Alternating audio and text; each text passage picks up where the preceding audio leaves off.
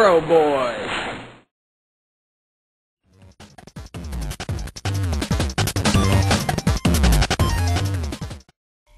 With Christmas right around the corner.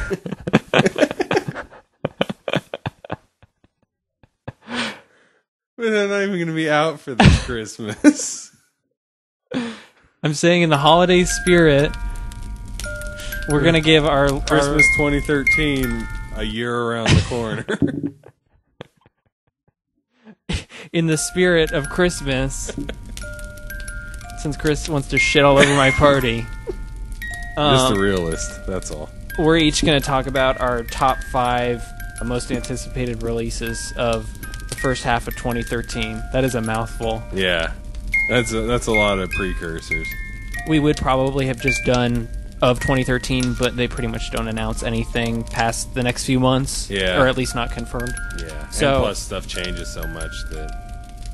So, these are the games that each of us are most looking forward to, not necessarily like what we anticipate to be the most commercially successful releases or most popular, but these are stuff that's got us excited. These are our personal favorites.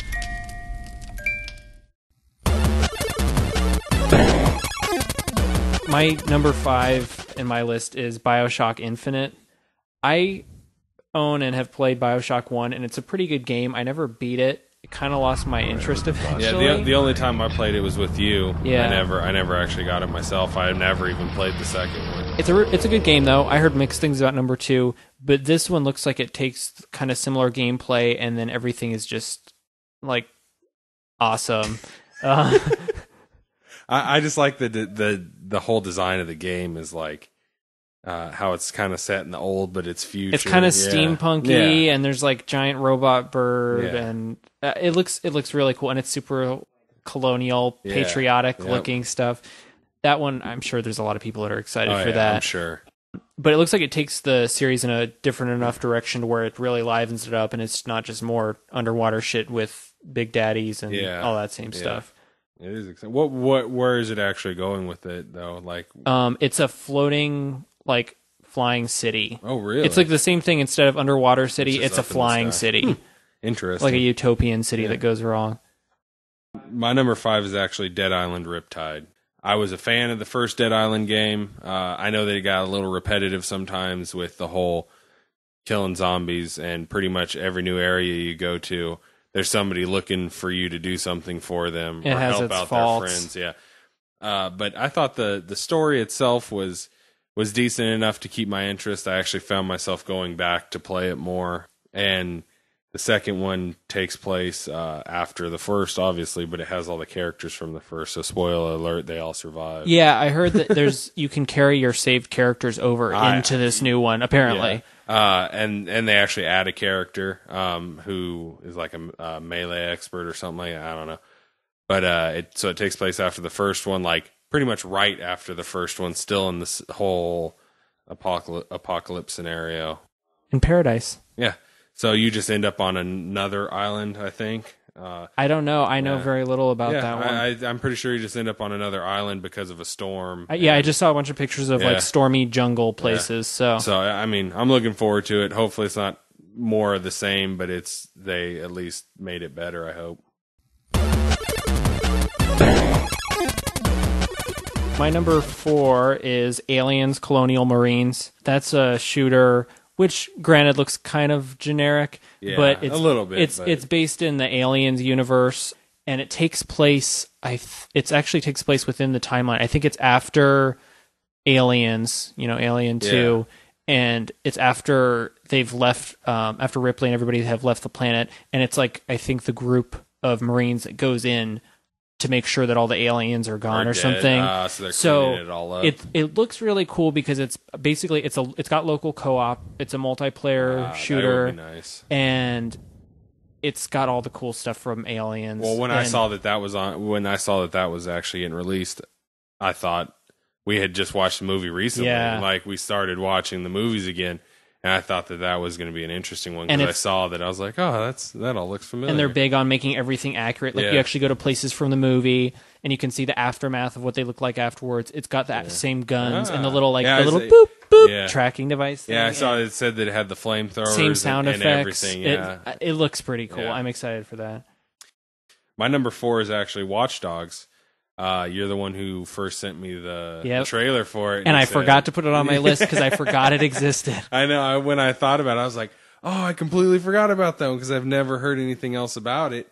But you are the one who told me about that one. And when I watched the trailer, I was amazed by it. And it still looks amazing, but that's a lot to live up to. I mean, they're making a lot of promises. I don't know how to describe it, but it's kind of like, it looks like an open world GTS game, but with like sneaking missions using like technology. It's like they took Grand Theft Auto, but then made it to where you're more like it's like Assassin's Creed, like or a something? super spy or something, almost like, or a super assassin. Like you have all these tools and you can create diversions and stuff that literally work to distract the cops. And you stuff. use like cell phones and hacking phones and looking at people's data on phones to identify targets and stuff. It looks cool. It looks awesome. It looks really, and gorgeous graphics in the demos that I saw. So hopefully it turns out to be that good.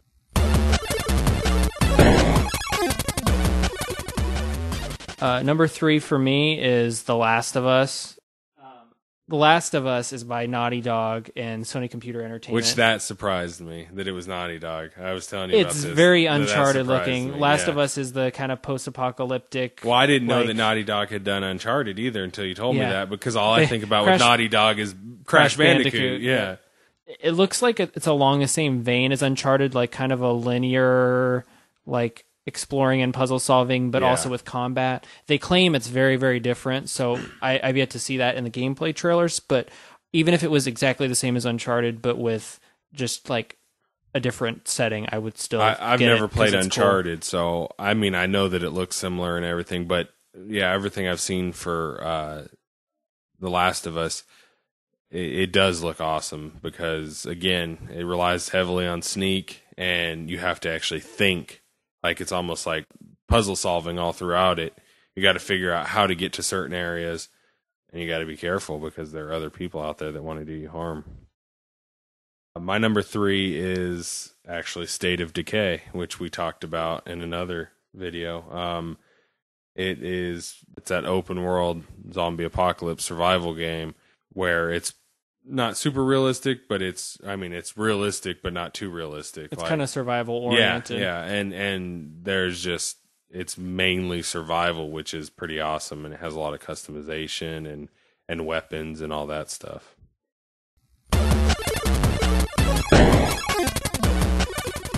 My number 2 is Grand Theft Auto 5.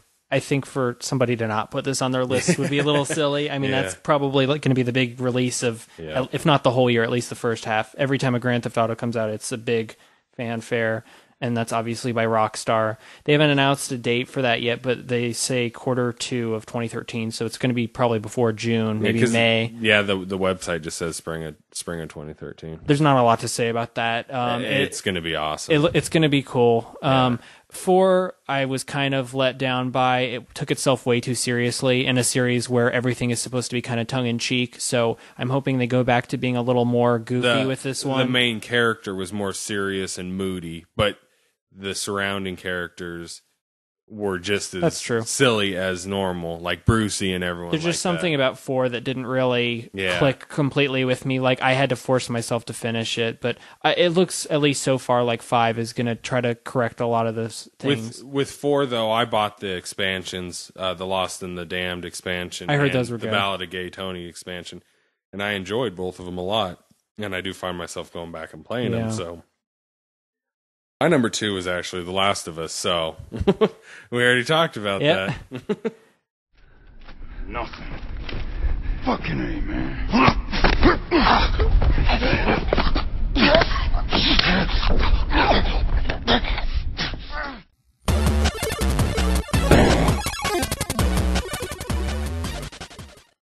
And my number 1 is Ni no Kuni, Wrath of the White Witch. Which I had never heard of.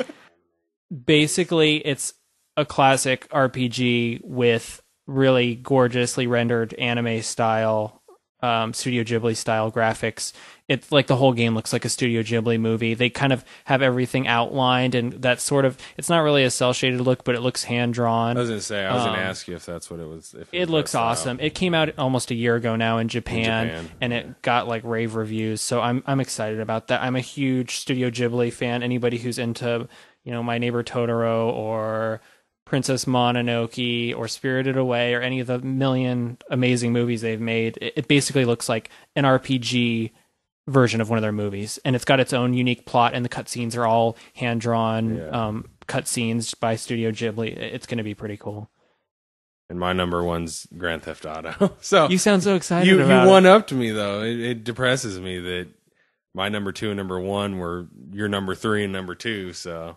If it weren't for Ni no Kuni and how fanboy excited I am about that, GTA 5 would definitely be my number 1. So. I almost put The Last of Us to number 3, only because I don't have a PlayStation 3, and I'm pretty sure it's PlayStation 3 exclusive, isn't it? I think so, yeah. Because Uncharted is. That bummed me out a little bit, so I almost put it to number 3. It's a good reason to get a PlayStation. I know. I tried to tell my wife I want a PlayStation, which she didn't completely say no, but we'll see.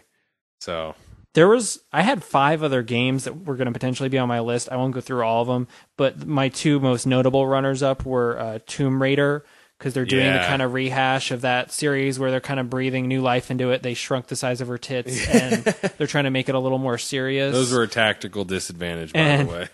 It looks it looks pretty cool. I haven't seen a lot personally, but it did seem more like they got away from trying to play up that she's a hot woman Tomb Raider, and they made it more of a real game. My only reason for not including that was just because I don't have that big of a personal investment in that series. I've only played one of the games. I think I played number 1, and all I did was play the demo level and lured the butler into the meat locker or whatever, and that's all I did. I wasn't good at the game because I don't like the controls. Yeah, but I think I just ran around and did random stuff, and then I watched the Tomb Raider movie, which has almost nothing to do with it. Exactly. So that one, if I cared more about the series, I would have gone on my list. And then the other one is Metal Gear Solid Revengeance. I've only played one. I've only played Metal Gear Solid Sons of Liberty. The Sons of Liberty. Yeah, Sons I can't even remember. Sons of Anarchy. No, I was gonna say Sons of the Patriots, and I was like, wait a second, that doesn't sound right.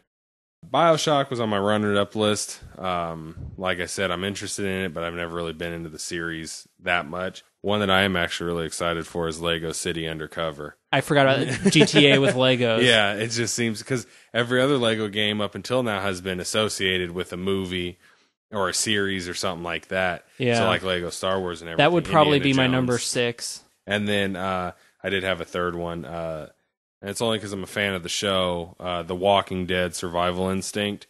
It actually, if you ever watch the show, there's the brothers Daryl and Merle. It actually follows their story before the actual show, so you learn a little bit more of their background. Those are our lists. Feel free to argue, but those are for us personally. We're not saying that those are going to be the best games. Yeah.